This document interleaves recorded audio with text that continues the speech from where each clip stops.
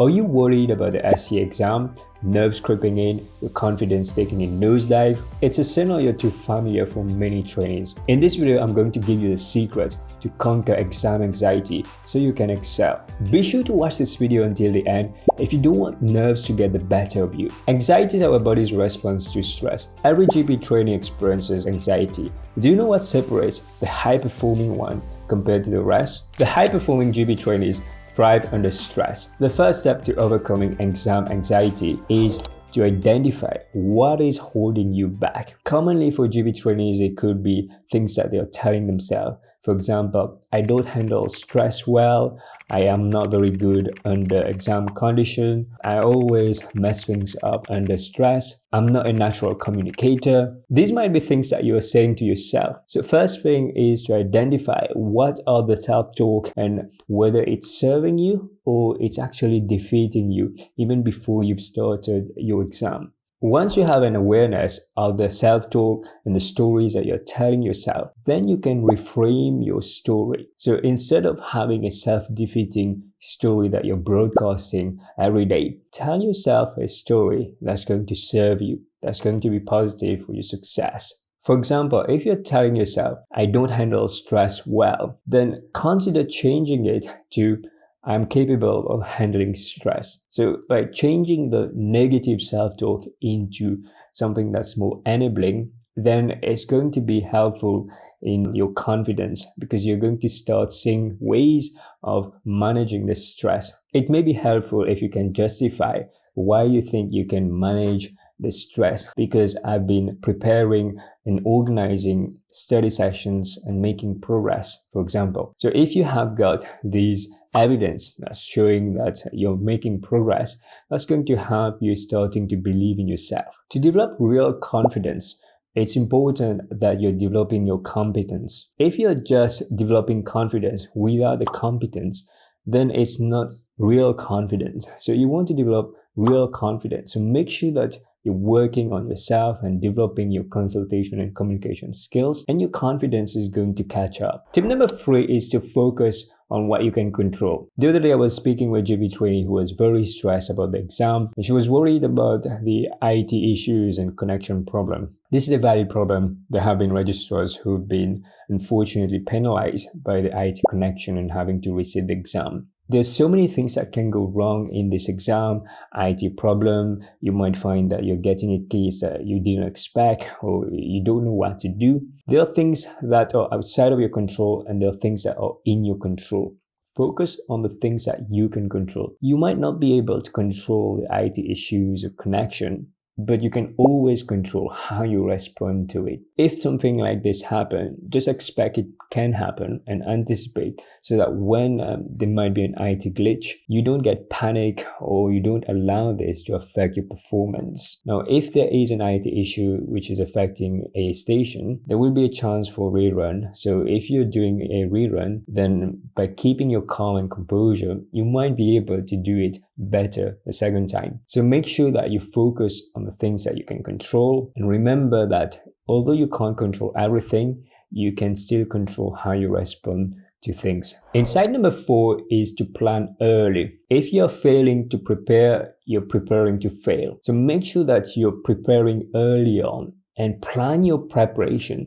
This SC exam needs to be taken very seriously. You don't want to take it and then fail and having to sit it again. So planning is really important in your ST3 year early on, thinking about when are you going to sit the exam. Some GP trainees are already planning at the end of ST2, which will give them more time to prepare. So make sure that you have a clear plan how you're going to approach this exam.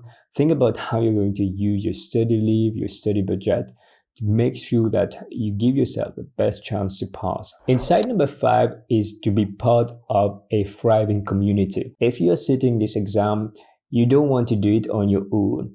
Now, you might find that there's various study groups and you can join these study groups. However, you need to be careful who you're practicing with. Recently, I spoke with a GP trainee who was practicing in a group, and all the trainees in that group were not really helping her because she was not getting constructive feedback. And also, she's finding that the consultations in this group, they tend to have a lot of arguments, and it's not really serving her. So if you're thinking about starting a study group or joining one, make sure that you join a study group that's going to help you in your preparation. In a good study group, you'll find that everybody's helping each other. You're keeping yourself to account, and you're giving constructive feedback to each other, helping each other to get better. Also, it's important that everybody in the same study group are aiming to sit the exam around the same month. If somebody in the study group is sitting the exam in a month and another person is sitting the exam in 3 months, then the level of commitment in the group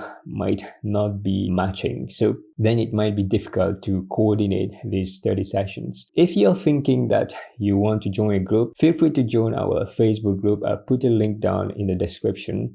There's over 400 members in the group, and it's dedicated for SCA support. Insight number 6 is a power visualization. It is very powerful when you're visualizing yourself succeeding. Visualize how you're communicating in these difficult scenarios and how you're making progress. Visualization will help you to build confidence. Now, if you just visualize and say, I can see myself doing very well, but you don't put in the work, it doesn't work. So you need to have this visualization, but also you need to achieve what you are visualizing. So putting the work in place and making sure that you're also doing this visualization exercise that will help to reinforce your belief, and it's going to be a positive cycle where you believe what you're seeing and then you do what you're actually visualizing. Visualization has helped GP trainees who had really low confidence when they visualize themselves doing well and also seeing the evidence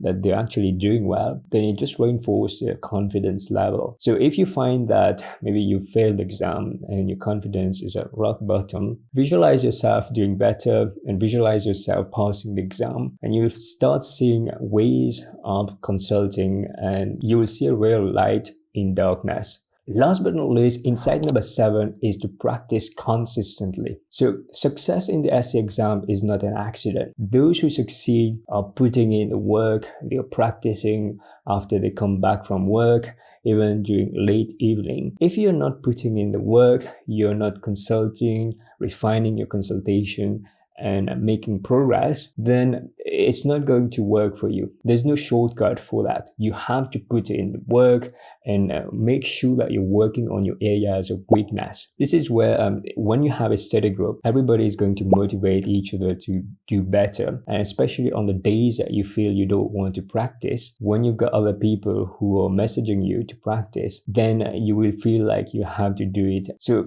if you have any issues with your exam or you're struggling, please feel free to get in touch with me. I'll put a link down in the description. And if you're looking for a clear blueprint, the structure, how to prepare, then click down the link where I'll give you the complete blueprint that GP trainees have used to pass the exam. I wish you all the best in your exam. And if you're looking to get better in your consultation, you might want to watch this video in which I go in much more detail. Click here to watch it. Take care, everybody. Bye-bye.